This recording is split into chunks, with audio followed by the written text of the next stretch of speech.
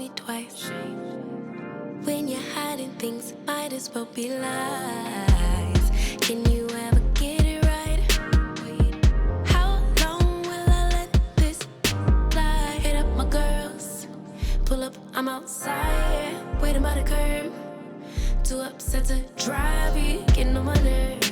We gon' get lit on this ride. I look too good to fight. Don't expect me to come home tonight. Don't worry about me, see you in the morning. Bet you never thought that I would leave. Think I had about enough. I mean, hold up, you could call me on my bluff. So the pocket holes, another lesson learned, another mistake to not learn from me is when you're doing pocket holes, remember that you always want to put the pocket holes on the ugly side of your piece. So whatever side of your piece that you don't plan on showing, that's the side you want to put your pocket holes on, so that way you don't have to worry about plugging them or putting wood filler in them. And yeah, so me rushing, trying to get stuff done, I did it the opposite way. I put the pocket holes on the pretty side of the piece. So now what do I have to do? I have to go through and I have to plug every single pocket hole. I don't know how many pocket holes it is. It's a lot. I went and got the pocket hole fillers. I mean, they're pretty good, but this is gonna take me all day. So what I would have to do for the pocket hole fillers is I would have to get wood glue. I would have to fill the hole with wood glue first, then insert this, make sure that it stays, let that dry. Then I have to go through with the isolating tool, cut off the remaining piece, because what it does is, I don't know if you see this, so this piece right here, oh, come on. So the flat piece, so it's thick and round at the top, and then it's flat. And this is exactly how the pocket hole looks. So you would stick this inside of the pocket hole, put it to where it fits the hole. This is going to be the remainder that's going to stick out. You would have to shave that off, and then this would sit flush with the hole. I put them in some of the pocket holes, and there's still like a little bit of room left in it to where you're going to see some space. So then you will also have to still go back and put a little bit of wood filler on that to cover up the hole, the little space on the hole, and then shave that again, sand it again. I'm not doing all that. So I'm already crunched for time. So we are what, second week of October. My husband and I are hosting for Thanksgiving. I need this mudroom and this floor done, so that way I can work on my next project. So what we're going to do is we're going to go back to the wood filler, although I kind of really don't like using this for large pieces, but I really don't have a choice. I would prefer to use this over the fillers. And don't get me wrong, the fillers work. I love them. They're great. But I just don't have that kind of time. Although this stuff, I don't like using this stuff for large pieces because for one, it stinks. For two, it's messy. Hence why I have on gloves. But those are the cons for me for this.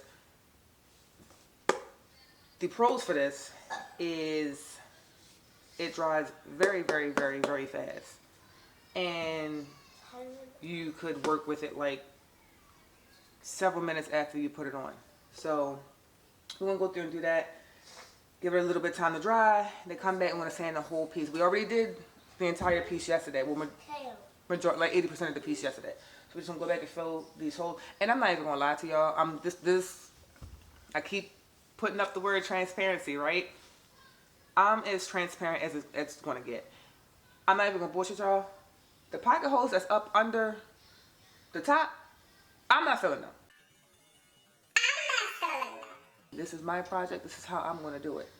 If you do this, and if you feel as though that it's bothering you and you want to fill every pocket hole, be my guest. More power to you. And your project will still turn out perfect to you. Just like mine is going to turn out perfect to me. But the pocket holes that you cannot see, I'm just being transparent, I'm not filling them. So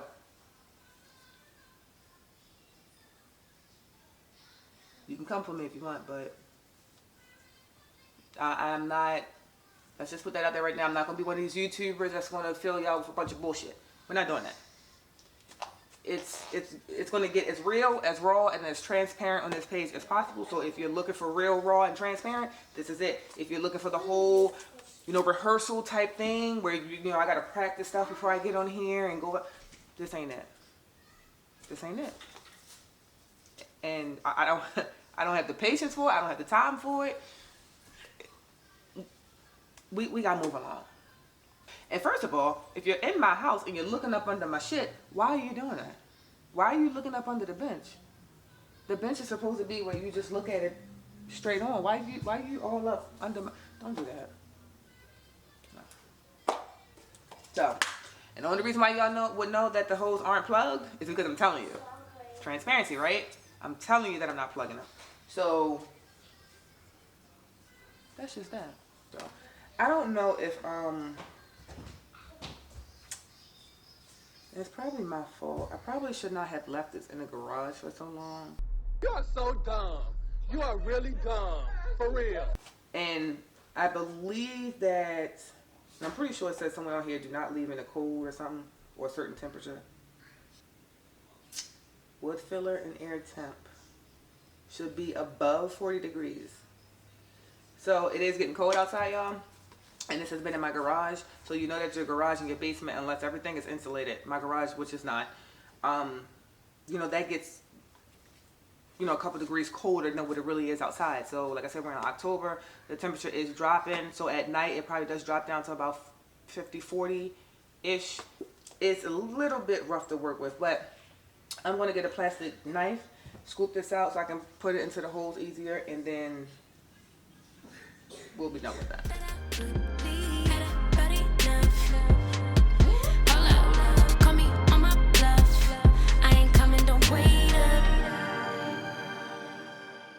So, we're done. We're actually done this time. We're actually going to have to prep to sand because we are sanding inside. I don't want dust to go everywhere. So, we're going to kind of like block off like from the front door, like a little square from the front door to like the end of the wall. We're going to block that off so that so that dust stays contained within the space that we're working with. That way it's an easy cleanup.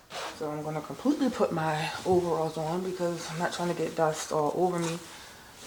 We're going to start with the I'm going to start with the bench first because the caulk and the wood filler is kind of still a little bit damp from the trim. So we're going to work on the bench first, the bottom of the bench, and then go to the top of the bench. It should be dry by then, and then we're going to hit the walls. Let me do this. I'm going to have to do it off camera because y'all not going to be able to see. Oh, got to get my respirator. But I'll put my respirator on, get to this, and then I'll come back. I ain't coming, don't wait up. Trying to get you to wake up. I ain't coming, don't wait up. Can't ignore my intuition, baby. I know you're typing every game you try to play. You know you could get replaced, ayy. Cause I won't track around, no dead weight. Hit up my girls, pull up, I'm outside, yeah. Waiting by the curb, too upset to drive you, getting on my nerves. So we gon' get lit on this ride. I look too good tonight, and I just wanna have a good time. Don't worry about me, see you in the morning. Bet you never thought that I would leave. Think I had about enough. I mean, hold up, you could call me on my bluff. I ain't coming, don't wait up.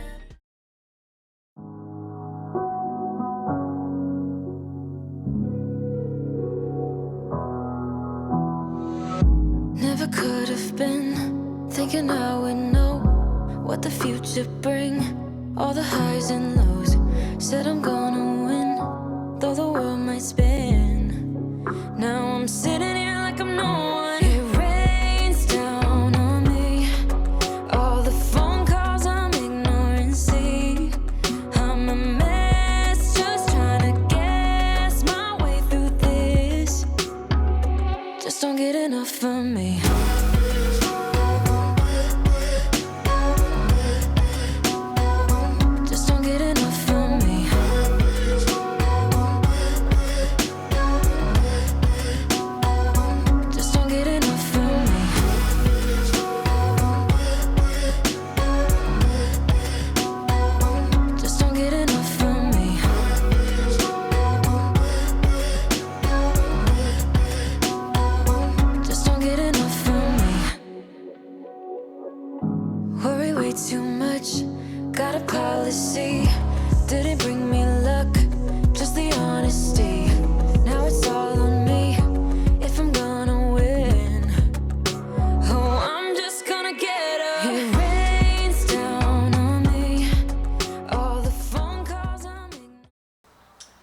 So y'all kind of get the gist of it. So it's literally gonna be, I know it's not intact up there. I gotta, I can't reach up there. I'm gonna have to get the ladder, so I'm gonna put all the ones up first and hit it where I can, and then get up there and nail up the top. But yeah, that's basically the gist of it. So you probably can't see it right now because it just looks like brown, like a brown panel up there. Once it gets painted, then you'll be able to see like the line. All the phone calls I'm ignoring, see, I'm a mess, just trying to guess my way through this. This is the last board. So unfortunately, I gotta get another sheet. When I bought the board, I assumed that this wall was less in width than the actual sheet of hardboard that I bought, but that's not the case. The wall is actually longer than the board, so therefore I gotta get another board to finish because, like I said, this is the last piece, so it's gonna literally stop right here, and we have this much more wall to go. All right, but let's Just don't get enough of me.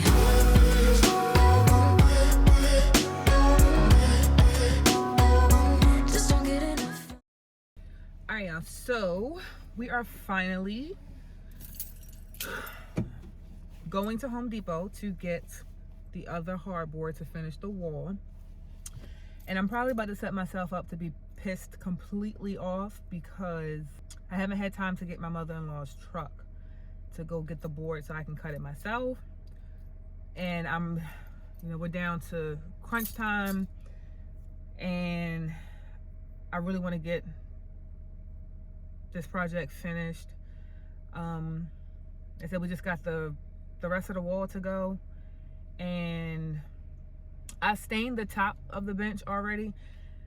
I'm not feeling the color of the stain, so I think that I'm going to sand that off and put it back to its natural state and just put a coat of clear poly over it and just let it be the raw color that it originally was, because I actually like that. I actually like that it was raw. So I'm gonna just put a clear coat of, my husband loves it. He loves the stain that's on it now, but I'm not feeling it at all. So yeah, that's what we're gonna do. Then once the wall is finished and once I get the stain off and put the clear coat on, then after that I just need to get a few little decorations, like some pillows, and oh no, we gotta make the shelf above. So okay, all right, so I need a hardboard, and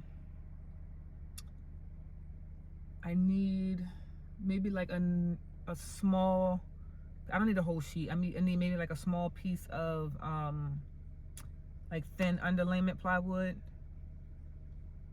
so I can make the floating shelf above, because it's going to be the bench for the shoes, the coat rack, and the bench, and the shelf above for like baskets where we can put our scarves, our hats, gloves and stuff like that, umbrellas, and like some little decorations up top. I mean, that isn't hard to do. So yeah, once the wall is completed, the shelf is on. Once the wall is completed, the floating shelf is in, and once I get the top of the bench stained and back to its original color, then we're done. So today is Friday. I made the decision that I probably want to get a video out every Sunday. So we have the rest of today. We have all day tomorrow. But of course I work tonight. I work a midnight shift, so I work tonight and I work tomorrow night. And I'm gonna try to get this done, y'all. I'm gonna try. I haven't really found any cute pillows in stores, so I think what I'm gonna do is order them from Amazon. I found some really nice ones on Amazon, so I think I probably order them today, so that way they'll be here by Sunday.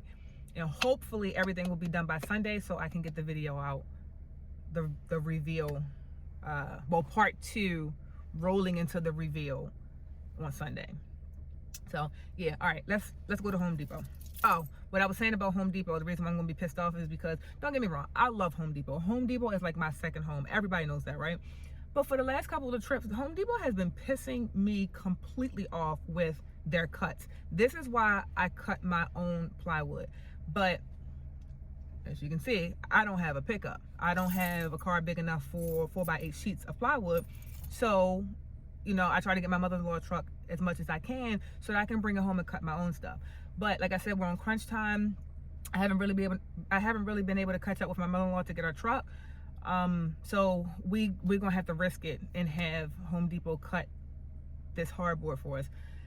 Y'all, I don't know how. It's really not hard to cut plywood or, you know, anything like that. But lately, they have been messing up my cuts, and it's very irritating and frustrating. And good thing I check them before I leave the store, because if I get all the way home and my cuts are off, you can't take it back. You can't return lumber. So yeah, they've been pissing me off lately. Yeah. So we gonna go in here with a you know, hopefully y'all get it right this time. And if they're not right, and if they're uneven, they're gonna cut them until they're right. So if they want to go through all their sheets of hardboard, I'm not leaving it with no crooked shit. Let's just say that.